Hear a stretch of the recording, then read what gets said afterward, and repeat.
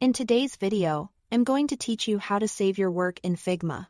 First, open the design you are working on so you can see exactly how saving behaves in real time. One of the best things about Figma is that it handles most of the saving for you. By default, Figma automatically saves your changes every few seconds as you work. So you don't have to remember to press a save button.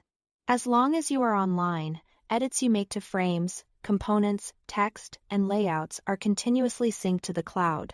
You can usually confirm this by glancing near the file name at the top.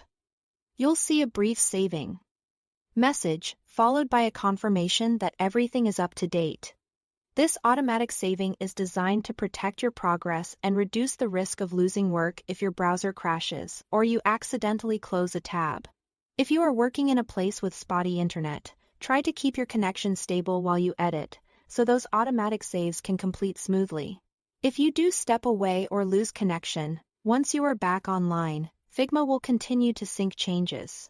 The key idea here is simple.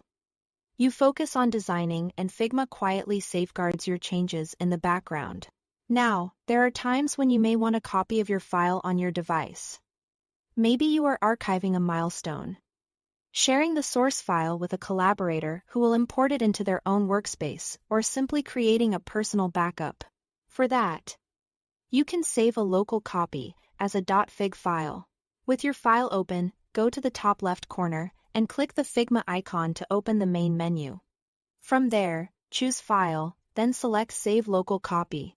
Figma will package your current file into a single .fig file and download it to your computer, depending on your system and browser settings. It will either land in your default downloads folder or prompt you to pick a location. A quick note about what that .fig file represents. It's a snapshot of your design at the moment you saved it, ready to be re-imported into Figma later if needed. It's not an export of images or assets, it's the actual editable file structure: frames, layers, components, and styles. So it's ideal for backups and handoffs.